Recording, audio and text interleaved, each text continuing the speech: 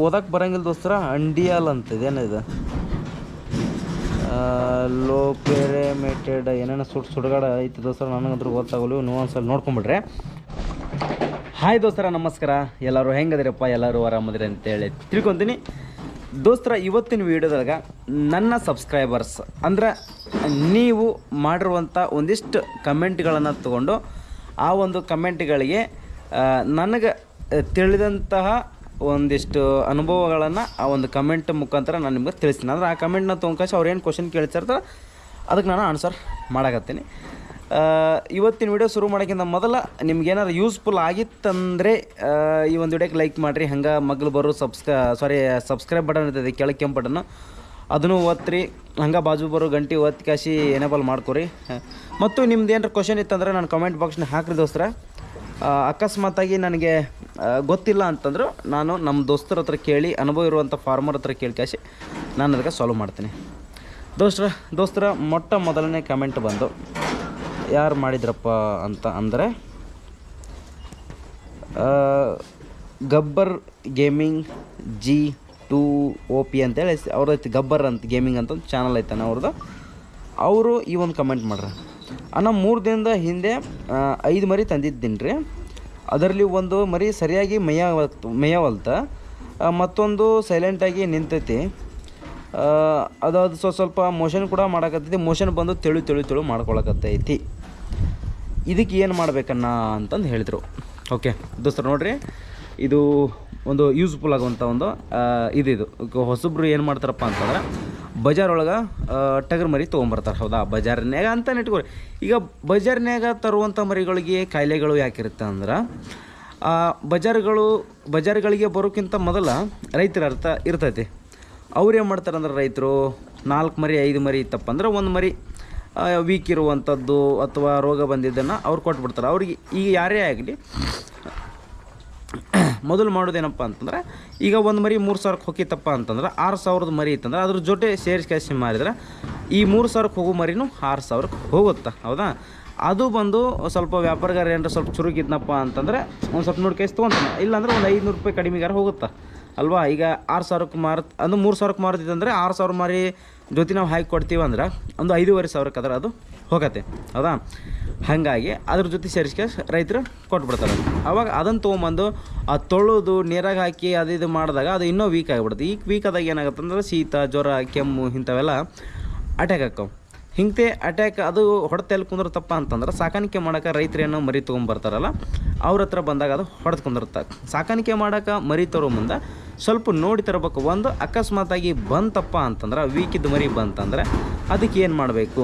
ಇವ್ರು ಹೇಳ್ದಂಗೆ ಮರಿ ಸ್ವಲ್ಪ ಸುಂದಾಗೈತಿ, ಲೂಸ್ ಮೋಷನ್ ಮಾಡ್ಕೊಳಕತ್ತೈತಿ, ಈ ಥರ ಐತನ, ಇದಕ್ಕೇನು ಮಾಡಬೇಕು ಅಂತ ಅಂದರೆ ನಾವೇನು ಮಾಡ್ತೀವಪ್ಪ ಅಂತಂದ್ರೆ, ಈಗ ಸುಂದಿತ್ತಪ್ಪ ಅಂತಂದ್ರೆ ಜ್ವರ ಬಂದವಂತ ಚೆಕ್ ಮಾಡ್ಕೊತೀವಿ. ಟೆಂಪ್ರೇಚರ್ ಡಿಗ್ರಿ ಬಂದು ಒಂದು 104, 105, 103 ಮ್ಯಾಗ ಹೀಗೆಲ್ಲ ಇತ್ತಪ್ಪ ಅಂತಂದ್ರೆ ನಾನೇನು ಮಾಡ್ತೀನಪ್ಪ, ಭಾಳ ಸಿಂಪಲ್ಲು ಡೋಲೋ 650 ಗುಳಿಗೆ ಹಾಕ್ತೀನಿ. ಒಂದು ಸಲ ಡೋಲೋ 650 ಗುಳಿಗೆ ಹಾಕಿದರೂ ನಮಗೆ ಬಂದಿಲ್ಲಪ್ಪ ಅಂತಂದ್ರೆ ಆ್ಯಂಡ್ರೋಪ್ಲಕ್ಸಿನ್ ಅವಿಲೇನ ಸಣ್ಣ ಮರಿ ಒಂದು 15 kg ಮರಿ ಇತ್ತಂದ್ರೆ 1 ml ಮಾಡ್ತೀನಿ. ಆ್ಯಂಡ್ರೋಪ್ಲಕ್ಸಿನ್ ಅವಿಲೇನ ಮತ್ತು ಅದೇನಾರ ಸ್ವಲ್ಪ ವೀಕ್ ಆಗಿತ್ತಂದ್ರೆ ನೀರೋಬಿನ್ ಒಂದು ಮಾಡ್ತೀನಿ. ಈ 3 ಇಂಜೆಕ್ಷನ್ ಹಾಕಿದ್ವಪ್ಪ ಅಂತಂದ್ರೆ ಆಲ್ಮೋಸ್ಟ್ ಅದು ರೆಡಿ ಆಗತ್ತೆ. ಆಲ್ಮೋಸ್ಟ್ ಆಗಿಲ್ಲ ಅಂತ ಅಂದ್ರೆ ಅದಕ್ಕೆ ಏನು ಮಾಡ್ಬೇಕು, ಸೀದಾ ಸರ್ಕಾರ ದವಾಖಾನೆಗೆ ತೊಗೊಂಡು ಹೋಗೋದು. ಡಾಕ್ಟ್ರ್ ಸಲಹೆ ತೊಗೊಂಡು ಕಾಸಿ ಡಾಕ್ಟ್ರ್ ಮುಖಾಂತರ ಅವ್ರು ಸಲಹೆ ಹಚ್ತಾರೋ, ಮುಂದೆ ಏನು ಮಾಡ್ತಾರೋ ಆ ಕಡೆ ಬಿಟ್ಟಿದ್ದು ಆ ಥರ ಮಾಡ್ತೀವಿ. ನಾನು ಒಂದು 3 ದಿನ ಅಂತ ನನ್ನ ಕಡೆ ಇಟ್ಕೊಂಡು ಈ ಟ್ರೀಟ್ಮೆಂಟ್ ಅಂದ್ರೆ ಕೊಡ್ತೀನಿ. ನಾನು 1-2 ದಿನ ಗುಳಿಗೆ ಹಾಕೋದಾಗಿರಲಿ, 1-2 ದಿನ 1-2-3 ದಿನ ಸೂಜಿ ಮಾಡೋದಾಗಲಿ ತುಂಬ ಮಾಡ್ತೀನಿ. ಅಕಸ್ಮಾತಾಗಿ ಭಾಳ ಉಚ್ಕೊಳಕತ್ರ ಏನು ಮಾಡ್ತೀವಿ ಅಂದರೆ, ಉಚ್ಕೊಳಕತ್ತಪ್ಪ ಅಂತಂದ್ರೆ ನಮ್ಮ ಹತ್ರ ಒಂದು ಕಾಶಿ ಇದು ದೋಸ್ತರು ಎಲ್ಲ ಯೂಸ್ ಮಾಡಿ ಕಾಸಿ ರಿಸಲ್ಟ್ ತೊಗೊಂಡಿರುವಂಥ ಔಷಧಿ ಅಜಿಥ್ರೋಮಿಷನ್ ಅಂತ ಐತಿ, ಅದನ್ನು ಹಾಕ್ತೀವಿ. ಆಮೇಲೆ ಇನ್ನೊಂದು ನಮ್ಮ ಹತ್ರ ಒಂದು ಸಣ್ಣ ಗುಳಿಗೆ ಬರ್ತೈತಿ. ಅದ್ರ ಗುಳಿಗೆ ಹೆಸರು ಬಂದು ನಾನು ಹೇಳ್ತೀನಿ ನಿಮಗೆ. ಅದು ಗುಳಿಗೆ ಹೆಸರು ಅಲ್ಲೇ ಐತೆ, ಅದನ್ನು ತೋರಿಸೇ ಬಿಡ್ತೀನಿ ನಿಮ್ಗೆ. ಮತ್ತು ಅದನ್ನು ತೋರಿಸ್ಲಿಕ್ಕೆ ಅಂದ್ರೆ ಸರಿ ಆಗೋದಿಲ್ಲ ಅದು ವೀಡಿಯೋದಾಗ. ಮತ್ತು ಆಮೇಲೆ ನೆನಪಾಲಿಕ್ಕಂದ್ರೆ ಅಣ್ಣ ಗುಳಿಗೆ ಹೆಸರು ತೋರಿಸಿಲ್ರಿ ನೀವು ಅಂತೇಳಿ ಕಾಸಿ ಕಮೆಂಟ್ ಹಾಕ್ತಾರೆ ಹುಡುಗರು. ಸೊ ಆ ಗುಳಿಗೆ ಭಾಳ ಅನಾಹುತ ಗುಳಿಗೆ ದೋಸ್ತರದ ನೋಡ್ರಿ. ಇದು ಗುಳಿಗೆ ಹೆಸರು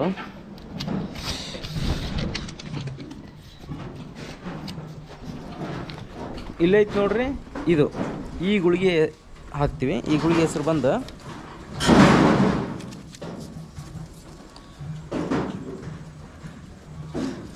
ಓದಕ್ಕೆ ಬರೋಂಗಿಲ್ಲ ದೋಸ್ತರ, ಅಂಡಿಯಾಲ್ ಅಂತ ಇದೇನಿದೆ, ಲೋ ಪೆರಿಮೆಟೆಡ್ ಏನೇನೋ ಸುಡುಗಾಡ ಐತಿ ದೋಸ್ತರ, ನನಗಂತೂ ಗೊತ್ತಾಗಲ್ಲ. ನೀವು ಒಂದ್ಸಲ ನೋಡ್ಕೊಂಬಿಡ್ರಿ. ಓಕೆ,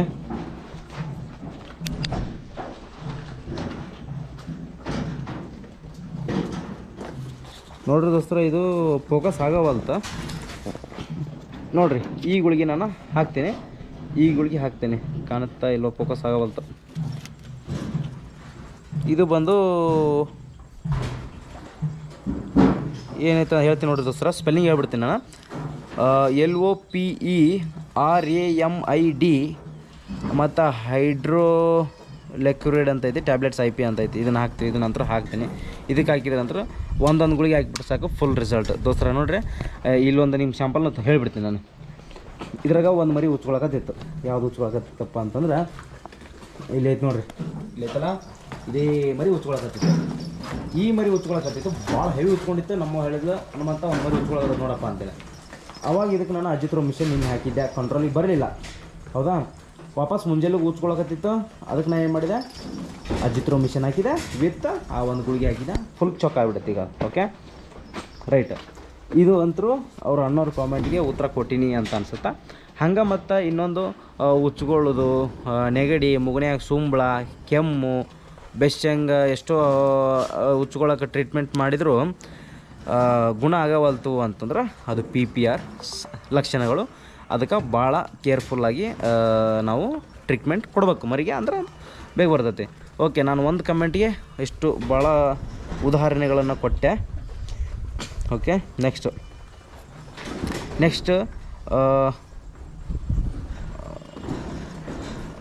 ಹೆಸರು ಬರಮಾರಂಭ, ಹೆಸರು ಪಾಪ ಮಿಸ್ಸಿಗೆ ಇವು. ಓಕೆ, ಬರ್ಮಣ್ಣ ಅಂತ ಇರ್ಬೋದು ಹೆಸರು ಅವ್ರದ್ದು, ಬರ್ಮಣ್ಣ ಕುಮಾರ್ ಅಂತ ಕೇಸಿ. ಅವರು ಏನಂತ ಕ್ವಶನ್ ಕೇಳ್ಯಾರಂದ್ರೆ ದೋಸ್ರ, ಸರ್ ನಾನು ನಿಮ್ಮ ವಿಡಿಯೋ ನೋಡಿ ಟಗರು ಸಾಕಾಣಿಕೆ ಮಾಡಬೇಕು ಅಂತ ಹುಮ್ಮಸ್ ಬಂದಿದೆ. ನಿಮ್ಮ ವಿಡಿಯೋ ನೋಡ್ತಾನು ತುಂಬ ಚೆನ್ನಾಗಿ ವಿಡಿಯೋ ಮಾಡ್ತೀರಾ ಸರ್, ನಿಮ್ಮ ಶೆಡ್ ಸ್ವಲ್ಪ ವಿಡಿಯೋ ಮಾಡಿರಿ ಸರ್ ಅಂತೇಳಿ.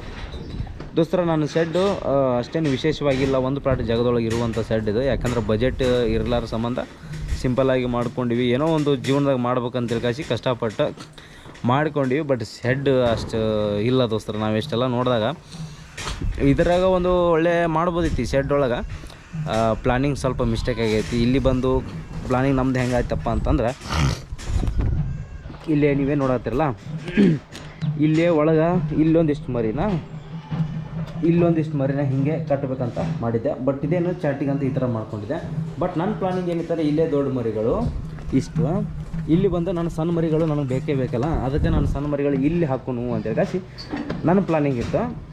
ಆದರೆ ಏನಾಯ್ತಪ್ಪ ಅಂತಂದ್ರೆ ಸ್ವಲ್ಪ ಮಿಸ್ಟೇಕ್ ಆಯ್ತಿದ್ದು. ಒಂದು ಮಾಡಬೇಕಿತ್ತು ಸಣ್ಣ ಮರಿ, ಇಲ್ಲಾಂದ್ರೆ ಆಮೇಲೆ ದೊಡ್ಡ ಮರಿ ಮಾಡಬೇಕಿತ್ತು. ಪರವಾಗಿಲ್ಲ, ಈಗೇನು ಕಾಲು ಮಿಂಚಿಲ್ಲ. ಇನ್ನೊಂದು 2 ವರ್ಷ ಇದೆ ಇರಲಿ, 1 ವರ್ಷ ಇರಲಿ, 2 ವರ್ಷ ಇರಲಿ.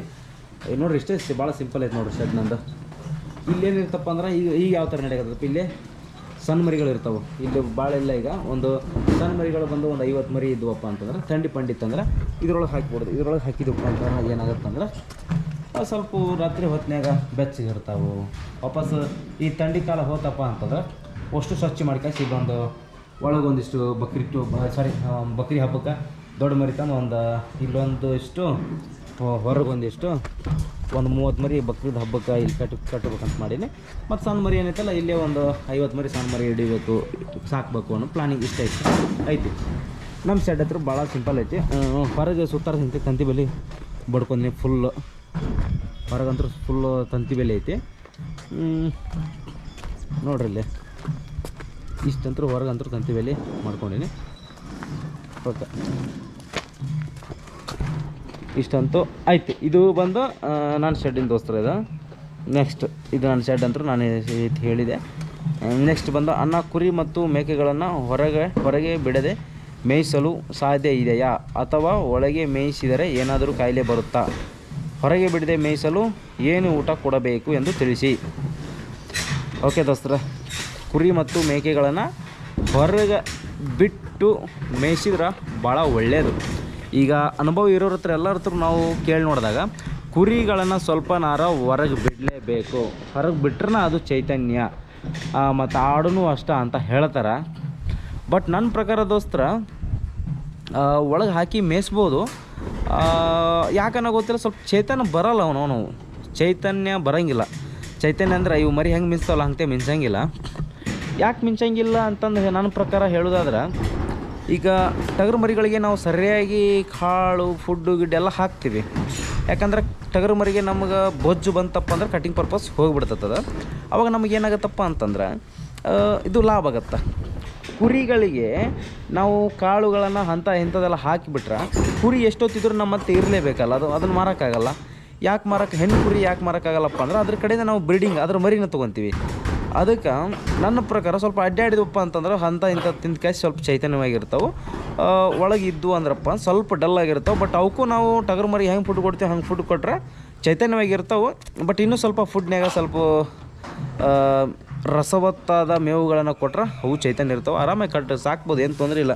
ಎಷ್ಟೋ ದೊಡ್ಡ ದೊಡ್ಡ ಫಾರ್ಮ್ ಒಳಗೆ ಮತ್ತು ಶ್ರೀಮಂತರೆಲ್ಲ ಇರ್ತಾರಲ್ಲ, ಅಂಥವ್ರ ಫಾರ್ಮ್ ಒಳಗೆಲ್ಲ ಮತ್ತು ಅವರು ಇದನ್ನ ಮಾಡ್ತಾರೆ, ಅವರು ಕಟ್ಟೆ ಸಾಕ್ತಾರೆ ಎಷ್ಟೋ. ಆದರೂ ಒಂದು ಸ್ವಲ್ಪ ಕುರಿ ಆಡು ಅಡ್ಡಾಡಿಸಿದ್ರೆ ಒಳ್ಳೆಯದು ನನ್ನ ಪ್ರಕಾರ. ಮತ್ತು ಇದ್ರ ಬಗ್ಗೆ ಏನಾರು ನಿಮ್ಗೆ ಏನಾರ ಗೊತ್ತಿತ್ತಂದ್ರೆ ಈ ವ್ಯೂವರ್ಸ್ಗೆ ಕಾಮೆಂಟ್ ಮಾಡಿರಿ, ನಮ್ಮ ವ್ಯೂವರ್ಸ್ಗೆ ಯೂಸ್ ಆಗುತ್ತೆ. ಮತ್ತು ಇನ್ನೊಂದು ಹೇಳ್ಬೇಕಪ್ಪ ಅಂತಂದ್ರೆ, ಕುರಿ ಮತ್ತು ಆಡು ಸಾಕಾಣಿಕೆ ಮಾಡೋರು ಅತಿಯಾಗಿ ಕಾಳು ಯಾವಾಗ ತಿನ್ನಿಸ್ಬೇಕಪ್ಪ ಅಂತಂದ್ರೆ, ಅವು ಏನು ಗರ್ಭಿಣಿ ಆಗ್ತಾವಲ್ಲ ಅತಿಯಾಗಿ ತಿನ್ನಿಸ್ಬಾರ್ದು, ಒಂದು ಲಿಮಿಟ್ನಾಗ ಇರ್ಬೇಕು. ಅವು ಮರಿ ಹಾಕ್ತಾವಲ್ಲ, ಅವು ಆಡು ಅಥವಾ ಕುರಿ ಅಥವಾ ಮರಿ ಹಾಕಿದಾಗ ಸ್ವಲ್ಪ ತಾಯಿಗೆ ಸ್ವಲ್ಪ ಕಾಳು ಇಂಥದ್ದೆಲ್ಲ ಒಳ್ಳೆ ಫುಡ್ ಕೊಟ್ಟಿವಿ ಅಂದರೆ ತಾಯಿ ಹಾಲಾಗತ್ತೆ. ತಾಯಿ ಹಾಲಾತಂದ್ರೆ ಮರಿಗೆ ಕುಡಿಸುತ್ತಾ, ಮರಿ ಬೇಗ ಬರ್ತೈತಿ, ಬೇಗ ತೂಕ ಬರ್ತಾವೆ. ಈ ಥರ ಮಾಡೋದು ಒಳ್ಳೆಯದು. ಓಕೆ, ಈ ಕಮೆಂಟ್ಗೆ ನಾನು ಉತ್ತರ ಕೊಟ್ಟಿದ್ದು ಕರೆಕ್ಟ್ ಆಗೈತೆ ಅಂತ ನಾನು ಅಂದ್ಕೊಂಡಿನಿ. ತಪ್ಪಿದ್ರೆ ನನಗೆ ತಿಳಿಸ್ರಿ. ನೆಕ್ಸ್ಟ್ ಗಗನ್ ಕುಮಾರ್ ಅಂತೇಳಿ ಮೆಸೇಜ್ ಮಾಡ್ರೆ, ಹನುಮಂತ ಬ್ರದರ್ ನೀರು ಕುಡಿಸುವಾಗ ನೀರಿಗೆ ಉಪ್ಪು ಆ್ಯಂಡ್ ಜಿನ್ ಹಾಕ್ತಾರಲ್ವಾ? ಜಿನ್ ಅಂದ್ರೆ ಪುಡಿ, ರೈಟ್. ಅವರು ಹತ್ರ ವೇಸ್ಟ್ ಇಟ್ಟು ಪರ್ಚೇಸ್ ಮಾಡಿ ನೀರಿನಲ್ಲಿ ಮಿಕ್ಸ್ ಮಾಡಿ ಕುಡಿಸಿ ಲೀಟ್ರ್ಗಟ್ಟಲೆ ನೀರು ಕುಡಿಯುತ್ತವೆ, ತುಂಬ ನೀರು ಕುಡಿಸ್ತವೆ. ಓಕೆ ದೋಸ್ತರ, ಈ ಒಂದು ಕಮೆಂಟ್ ಭಾಳ ಯೂಸ್ ಆಯ್ತು ನನಗೆ. ಏನಪ್ಪ ಅಂತಂದ್ರೆ, ಒಬ್ಬರು ಗಗನ್ ಕುಮಾರ್ ಅನ್ನೋರು ಕಾಮೆಂಟ್ ಹಾಕಿದ್ರಿ. ಏನಪ್ಪ ಅಂತಂದ್ರೆ, ಹನುಮಂತನ ನೀವು ನೀರು ಏನು ಕುಡಿಸ್ತಿರಲ್ಲ ಕುಡಿಸೋ ಮುಂದೆ ಅದಕ್ಕೆ ಸ್ವಲ್ಪ ಉಪ್ಪು ಮತ್ತೊಂದು ಸ್ವಲ್ಪ ಗಿರ್ನ್ಯಾಗ ಹಿಟ್ಟಿರ್ತತಲ್ಲ ಅದನ್ನು ಹಾಕಿದ್ರಪ್ಪ ಅಂತಂದ್ರೆ ಮರಿ ನೀರು ಭಾಳ ಕುಡಿತಾವೆ. ನೀರು ಕುಡ್ದವು ಅಂದ್ರೆ ಭಾಳ ಚಲೋ ಗ್ರೋತ್ ಬರ್ತವೆ ಅಂತೇಳಿ. ದೋಸ್ತರ, ಈ ಒಂದು ಕಮೆಂಟ್ನ ನಿಮಗೂ ಭಾಳ ಯೂಸ್ಫುಲ್ ಆಗುತ್ತೆ. ನೀವು ಯಾವತ್ತಾದರೂ ನೀರು ಕುಡಿಸೋದಿತ್ತಂದ್ರೆ ಮರಿಗಳಿಗೆ ಆಯಿತು, ಕುರಿಗೆ ಆಯಿತು, ಯಾವುದಕ್ಕೆ ಆಯಿತು, ಆಡಿಗೆ ಆಯಿತು, ಕುಡಿಸಿದಿತ್ತಂದ್ರೆ ನೀವು ಸ್ವಲ್ಪ ನೀರಿನೊಳಗೆ ಉಪ್ಪು ಆಮೇಲೆ ಸ್ವಲ್ಪ ಹಿಟ್ಟು ಮಿಕ್ಸ್ ಮಾಡಿ ಕುಡಿಸಿದ್ರೆ ಮರಿ ನೀರು ಲೀಟ್ರ್ ಅಣ್ಣವ್ರು ಹೇಳ್ದಂಗೆ ಲೀಟ್ರ್ ಕುಡಿತಾವೆ. ಭಾಳ ಯೂಸ್ ಆಗುತ್ತೆ ಮತ್ತು ದೌಡ ಗ್ರೋತ್ ಬರ್ತವೆ ಮರಿಗಳು. ದೋಸ್ತರ, ನಾನು ಉಪ್ಪು ಹಾಕಿ ಮತ್ತು ಹಿಟ್ಟು ಹಾಕಿ ಕುಡಿಸ್ತಿದ್ದೆ. ಬಟ್ ಈಗ ಹಿಟ್ಟಿಲ್ಲ, ಬರೀ ಉಪ್ಪು ಹಾಕಿ ಅಷ್ಟು ನೀರು ಕುಡ್ಸಕತ್ತೀನಿ. ಹಿಟ್ಟು ತೊಗೊತೀನಿ, ನಾನು ಅದನ್ನು ಫಾಲೋ ಮಾಡ್ತೀನಿ. ಥ್ಯಾಂಕ್ ಯು ಅಣ್ಣ, ಈ ಕಮೆಂಟ್ ಹೇಳಿದ್ದಕ್ಕೆ ಒಂದು ಸ್ವಲ್ಪ ನೆನಪಾಯ್ತು ನನಗೆ. ಓಕೆ, ನೆಕ್ಸ್ಟ್ ಕಮೆಂಟ್ ಓದಿದ್ರೆ, ಒಬ್ಬರು ಅನ್ನೋರು ಕಾಮೆಂಟ್ ಮಾಡ್ರೆ, ಅವ್ರದ್ದು ಚಾನಲ್ ಅನ್ಸುತ್ತೆ ಜಾನಪದ ಅಂತಂದೈತೆ. ಸರ್, ನಮ್ಮದು ಹೊಲ ಎಲ್ಲ ಯಾವ ಥರ ಹುಲ್ಲಿನ ಕುರಿಗಳಿಗೆ ಮೇವು ಯಾವ ಥರ ಮಾಡಬೇಕು? ಅವರಿಗೆ ಹೊಲ ಇಲ್ಲ ಅಂತ ಕುರಿಗಳಿಗೆ ಮೇವಿಂದ ಯಾವ ಥರ ರೆಡಿ ಮಾಡಬೇಕು ಅನ್ನಕತ್ತಾರೆ. ದೋಸ್ತರ, ನಾನಂತರೂ ನಮ್ಮ ಹೊಲದಾಗಿಂದ ಒಂದು ಕಡೆನೂ ಮೇವು ನಾನು ಬೆಳೆದಿಲ್ಲ, ಎಲ್ಲ ಕೊಂಡು ತೊಗೊಂಬರಕತ್ತೀನಿ. ಕೊಂಡು ತೊಗೊಂಬಂದು ಮಾಡ್ತೀವಿ ದೋಸ್ತರ. ಇಲ್ಲ ಅಂದರು ಒಂದು 30 ಮರಿ ಸಾಕಿದ್ರು, ಇಲ್ಲ ಅಂದರೂ ತಿಂಗಳಿಗೆ 20,000 to 25,000 ರೂಪಾಯಿ ಸಂಪಾದನೆ ಮಾಡಬಹುದು. ಸಾಕಲ್ಲ, ಎಲ್ಲ ನಮ್ಮದೇ ಅಂದರೆ ಏನೋ, ಬಟ್ ಬಜೆಟ್ ಬೇಕಷ್ಟೆ. ಒಂದು 20-30 ಮರಿ ಹಾಕಿದರೆ ನನ್ನ ಪ್ರಕಾರ ಅಂತ ನಾನಂದ್ರೆ ಒಂದು 20,000 ರೂಪಾಯಿ 20,000 ಮೇಲೆ ನಾನು ಸಂಪಾದನೆ ಮಾಡ್ತೀನಿ. ಒಂದು ತಿಂಗಳಿಗೆ ಎಲ್ಲ ಖರ್ಚು ತೆಗೆದು ಮಾಡ್ಬೋದು. ಬಟ್ ಎಲ್ಲ ಕೊಂಡು ಹಾಕ್ತೀನಿ, ಎಲ್ಲ ತೆಗೆದು ನಾನು ಮಾಡ್ತೀನಿ. ಒಂದು ಬ್ಯಾಚ್ನಾಗ ಅಂತೂ ಮೇವಿಂದು ಪವಿಂದು ಅದೆಲ್ಲ ತೆಗೆದು ಬಿಡ್ತೀನಿ. ಹೊಟ್ಟಿಂದೆಲ್ಲ ಒಂದು ಬ್ಯಾಚ್ನಾಗ ಪಟ್ಟಿಂದೆಲ್ಲ ಸ್ವಲ್ಪ ಕಮ್ಮಿ ಉಳಿತೈತಿ. ಎರಡನೇ ಬ್ಯಾಚಿಗೆ ಏನೈತಲ್ಲ 20,000 25,000 ಆರಾಮ್ ಉಳಿತೈತೆ. ಬರೀ ಒಂದು 20 ಬೇಡ 25-30 ಮರಿ ಸಾಕಿದ್ರೆ, ಮತ್ತು ಅತ್ತಾಗ ಒಂದು 50 ಮರಿ ಹಿಂಗೆ ಸಾಕಿಬಿಟ್ರಪ್ಪ ಅಂತಂದ್ರೆ ತಿಂಗಳಿಗೆ ಇಲ್ಲ ಅಂತ ಅಂದರು 45,000-50,000 ಉಳಿತೈತಿ. ಬಟ್ ಅನುಭವ ಇದ್ರೆ ಮಾತ್ರ. ಒಟ್ರಾಶಿ ಎಲ್ಲರೂ ಮಾಡ್ತಾರಂತ ನಾವು ಮಾಡೋಕೆ ಹೋದ್ರೆ 50,000 ಉಳಿಯಲ್ಲ, 50 ರೂಪಾಯಿ ಉಳಿದು ಭಾಳ ಕಷ್ಟ ಇರ್ತದೆ. Okay, done. ಈ ಅನ್ನೋರು ಇದಕ್ಕೆ ನಾನು ಒಂದು ಕಮೆಂಟಿಗೆ ಉತ್ತರ ಕೊಟ್ಟನೆ ಅಂತ ಅಂದ್ಕೊಂಡೆ. Okay, right. ನೆಕ್ಸ್ಟ್ ಓಕೆ ದೋಸ್ತರ, ಇಲ್ಲಿಗೆ ಎಲ್ಲರೂ ಕಮೆಂಟ್ ಮುಗಿದು ಒಂದಿಷ್ಟು 10 ದಿನಗಳ ಈ ಕಡೆ ಕಮೆಂಟ್ ಮಾಡಿರುವಂಥದ್ದೆಲ್ಲ ತೊಗೊಂಡು ಮಾಡಿದೆ ದೋಸ್ತರ. ನೋಡಿರಿ ಇವತ್ತಿನ ವಿಡಿಯೋ ನಿಮ್ಗೆ ಏನಾದ್ರು ಯೂಸ್ ಆಯ್ತಾ ಅಥವಾ ಯೂಸ್ ಆಗಲಿಲ್ವಾ, ಬೋರ್ ಅನ್ನಿಸ್ತಾ ಏನಂತ ಮಾಡಿರಿ ದೋಸ್ತರ. ಒಟ್ಟು ನಂದು ಏನಪ್ಪ ಉದ್ದೇಶಪ್ಪ ಅಂತಂದ್ರೆ, ಈ ಒಂದು ಟಗರು ಮರಿ ಸಾಕಾಣಿಕೆ ಹೊಸದಾಗಿ ಮಾಡೋರಿಗೆ ಏನೂ ಅನುಭವ ಇರೋಂಗಿಲ್ಲ, ಅವರಿಗೋಸ್ಕರ ನಮಗೆ ತಿಳಿದಷ್ಟು ಮಟ್ಟಿಗೆ ನಾವು ಹೇಳ್ತೀವಿ. ಟಗರು ಮರಿ ಬಗ್ಗೆನೇ ಒತ್ತು ಕೊಟ್ಟು ಯಾಕೆ ಹೇಳ್ತಿ ಅಂತೇಳಿ ಒಬ್ಬರು ಅಣ್ಣವ್ರು ಕಾಮೆಂಟ್ ಮಾಡಿದ್ರು, ಕುರಿ ಬಗ್ಗೆ ಹೇಳ್ರಿ, ಆಡಿನ ಬಗ್ಗೆ ಹೇಳ್ರಿ ಅಂತೇಳಿ ದೋಸ್ತರ. ನಮಗೆ ಯಾವುದ್ರ ಬಗ್ಗೆ ಜಾಸ್ತಿ ಅನುಭವ ಇರ್ತೈತಿ, ಗೊತ್ತಿರ್ತೈತಿ, ಅದ್ರ ಬಗ್ಗೆ ಹೇಳಿದ್ರೆ ಭಾಳ ಒಳ್ಳೆಯದು. ಸುಮ್ಕ ಸಿಕ್ಕಿ ಗೊತ್ತಿರಲಾರ್ದ್ರ ಬಗ್ಗೆ ಹೇಳಿದರೆ ತಪ್ಪಾಗತ್ತೆ. ನಾನು ಬೇಕಾದ್ರೆ ಕುರಿ ಬಗ್ಗೆ ನಾನು ಅನುಭವ ತೊಗೊಂಡು ಅಂದರೆ ಮಾಹಿತಿ ತಿಳ್ಕೊಂಡು ಬೇಕಾದ್ರೆ ಅದಕ್ಕೊಂದು ವಿಡಿಯೋ ಮಾಡ್ತೀನಿ. ವಿಡಿಯೋ ಇಷ್ಟ ಆಗಿತ್ತು ಅಂದ್ರೆ ಲೈಕ್, ಶೇರ್, ಸಬ್ಸ್ಕ್ರೈಬ್ ಮಾಡೋದು ಮಾತ್ರ ಮರಿಬೇಡ್ರಿ ದೋಸ್ತರ. ಮತ್ತು ಕಾಮೆಂಟ್ ಬಾಕ್ಸ್ನಾಗ ಹೋಗಿ ಕಾಮೆಂಟ್ ಮಾಡಿರಿ, ಏನಾರು ಒಂದು ನಿಮ್ಮ ಹೆಸರು ಕಾಮೆಂಟ್ ಮಾಡಿರಿ. ಇಲ್ಲ ನಿಮ್ಗೆ ಏನಾರ ಕ್ವಶನ್ಸ್ ಇತ್ತಂದ್ರೆ ಕಾಮೆಂಟ್ ಮಾಡಿರಿ, ನಾನು ಅದನ್ನು ಟಿಕ್ ಮಾಡ್ಕೊಂಡು ನೆಕ್ಸ್ಟ್ ವೀಡಿಯೋದೊಳಗೆ ಬೇಕಾರೆ ನಾನು ಗೊತ್ತಿಲ್ಲ ಅಂದ್ರೆ ನಮ್ಮ ಹುಡುಗರ ಹತ್ರ ಕೇಳ್ಕಸಿ ತಿಳ್ಸೋಕೆ ಪ್ರಯತ್ನ ಮಾಡ್ತೀನಿ ದೋಸ್ತರ. ನಿಮ್ಮ ಸಪೋರ್ಟಿಗೆ ನಾನು ಭಾಳ ಚಿರಋಣಿ. ವಿಡಿಯೋ ಮುಗಿಸಕತ್ತೀನಿ. ನಮಸ್ಕಾರ.